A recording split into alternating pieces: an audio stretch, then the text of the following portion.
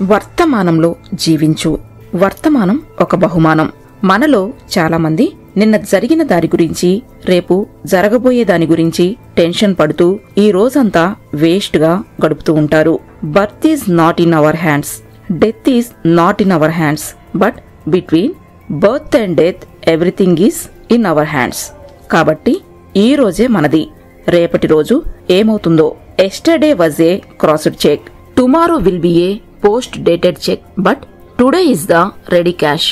ఎందుకంటే నమిలిన వాడికంటే మృంగినవాడు చాలా బెటర్. ఎందుకంటే నములుతున్న వాడి నుండి తీసివేయవచ్చు, కానీ మృంగిన వాడి నుండి ఇక దానిని తీయలేము. మన చేతిలో ఉండే అవకాశాలను మంచిగా ఉపయోగించుకోవాలి. ఈ రోజు నీ లక్ష్యం మేరకు పనిచేస్తే రేపటి రోజైనా ఫ్యూచర్ బాగుంటుంది, పాస్ట్ కూడా బాగుంటుంది. అందుకే ఈ రోజు మన చేతిలో ఉన్న 1440 నిమిషాలలో కనీసం సగం 720 నిమిషాలు మనం చేయవలసిన ముఖ్యమైన పనులకు ఉపయోగిస్తే నీవు అనుకున్న లక్ష్యాన్ని చేరకుండా ఏ శక్తి నిన్ను ఆపలేదు. అందుకే అన్నారు, make hay while the sun shines. అనగా ఎండ ఉన్నప్పుడే పంట నూర్పిడి చేసుకోవాలి. వర్షం పడితే చేతికి వచ్చే పంట నాశనమవుతుంది.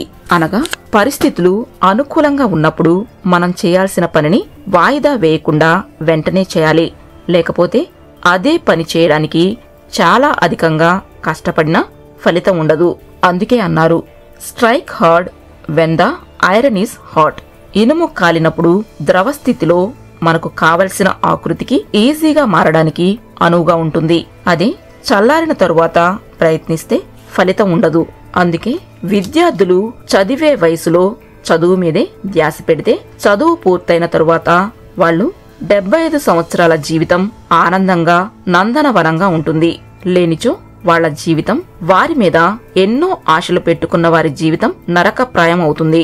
క్రికెట్ లో బాల్ వచ్చినప్పుడే బ్యాట్ తో కొట్టాలి, కానీ తర్వాత కొడదాంలే అనుకుంటే ఊహించడం కష్టం కదూ ఏమవుతుందో. మనం గడియారం కొనగలమేమో కాని దానిలోని సమయాన్ని కొనగలమా? గతంలో జరిగిన దానిని గురించి బాధపడుతూ కూర్చునే కంటే వర్తమానం గురించి ఆలోచించాలి. ఉదాహరణకు నిమ్మరసంలో ఉప్పెక్కువైతే దానిని పారబోస్తూ తయారు చేసిన వాళ్లను తిట్టుకుంటూ ఉండే కంటే దానికి కాస్త షుగర్ కలిపితే త్రాగడానికి వీలుగా మారుతుంది. అందుకే where there is a will there is a way అంటారు. Things never rectify by worrying. బాధపడుతూ కూర్చుంటే పనులు మంచిగా అవుతాయా? చుట్టూ ఉన్న చీకటిని తిట్టుకునే కంటే ఒక చిరు దివ్యను వెలిగించు అంటారు కదా. బాధపడే లక్షణం లేకపోతే బాధే లేదు. అలాగే జీవితంలో కలిగిన కష్ట నష్టాలను గురించి బాధపడుతూ వర్తమానంను వృధా చేస్తే భవిష్యత్ కూడా అంధకారమవుతుంది. ఆశ అనే చిన్న మర్రి విత్తనం నాటితే అదే మహావృక్షంగా మారట్లేదా? Faith leads to success, fear leads to failure. ఆత్మవిశ్వాసం కలిగిన వాడికి వచ్చేది కాస్త లేట్ కావచ్చేమో కాని తప్పనిసరిగా వస్తుంది సక్సెస్ మాత్రం. బరువులు మోసేవాడి కంటే బాధ్యతలు మోసేవాడు గొప్పవాడు. మనీ ఉన్నవాడి కంటే మనసున్నవాడు గొప్పవాడు. నదీ ప్రవాహంలా మన జీవితంలో సమయం గడిచిపోతూనే ఉంటుంది. Time and tide wait for none. సమయం అలలు ఎవరికోసం ఆగవు కదా.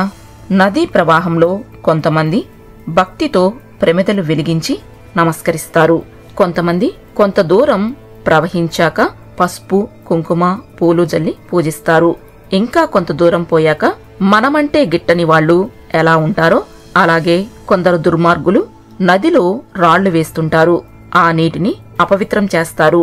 కాని నది తన ప్రవాహం ఆపకుండా పోతూనే ఉంటుంది. అలాగే మన జీవితంలో కూడా నచ్చిన వాళ్లు పూజిస్తారు, నచ్చని వాళ్లు రాళ్లు వేస్తారు. స్థితప్రజ్ఞతతో అన్నిటినీ సమానంగా తీసుకుంటూ వర్తమానంలో జీవించాలి. యద్భావం తద్భవతి అన్నారు. కావున మనం మన పనిని అత్యంత శ్రద్ధతో, తదేక దీక్షతో, పవిత్రమైన మనసుతో చేయాలి. ఏనుగు పోతుంటే కుక్కలెన్నో మురుగుతాయి. ఏనుగు అనవసరంగా కుక్కలకు జవాబివ్వదు. తన దారిన అదే పోతుంది. ప్రెజెంట్ ఈజ్ ఏ ప్రెజెంట్ అనగా ప్రస్తుత కాలాన్ని ఒక గిఫ్ట్ లాగా భావించాలి. ప్రస్తుత కాలాన్ని మనం ఎంజాయ్ చేయాలి. మనం ఏ పని చేస్తుంటే ఆ పనిలోనే పూర్తిగా నిమగ్నం కావాలి. అద్దంలో నీ ముఖాన్ని చూసుకునేటప్పుడు నీ ముఖాన్ని చూడాలి, లేకపోతే అద్దం వల్ల ఉపయోగమేమిటి? అందుకే అంటారు, yesterday is history, tomorrow is a mystery, today is a gift. That is why they call it the present. The past is your lesson, the present is your gift అని ఆరి గున్స్బర్గ్ అనే వ్యక్తిత్వ వికాస నిపుణుడు చెప్పాడు. అతనే మనం చేసిన తప్పులను గురించి బాధపడడం వేస్ట్ అని, వాటి నుండి మనకు ఏ లెసన్లోనూ రాని రియల్ ఎక్స్పీరియన్స్ వస్తుందని, అవే జీవితానికి నిజమైన గుణపాఠాలని తెలిపాడు. ప్రస్తుతం చేసే పని మీద ఫోకస్ చేస్తే మన కష్టం సగం పైగా పోతుంది. Don't dwell in the past, do not dream of the future, concentrate the mind on the present moment అని బుద్ధ భగవాన్ చెప్పారు. If you want to conquer the anxiety of life, live in the moment, live in the breath. వర్తమానంలో జీవించడం ఒక కళ, art of living అని mindfulness అని art of living founder Shri Ravishankar గారు తెలిపారు.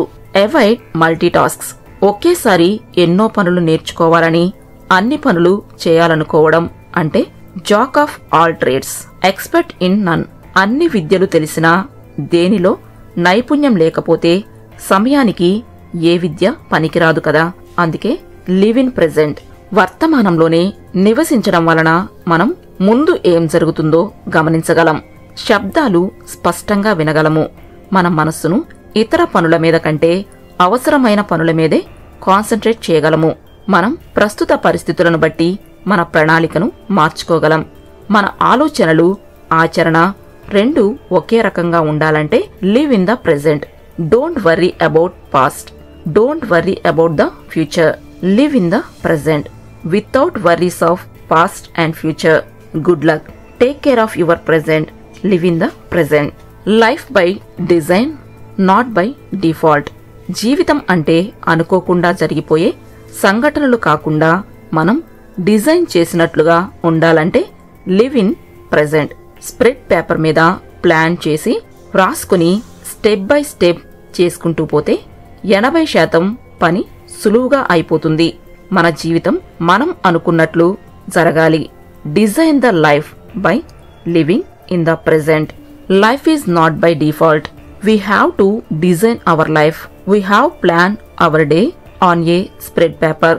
Planned work is 80% easier to complete it successfully.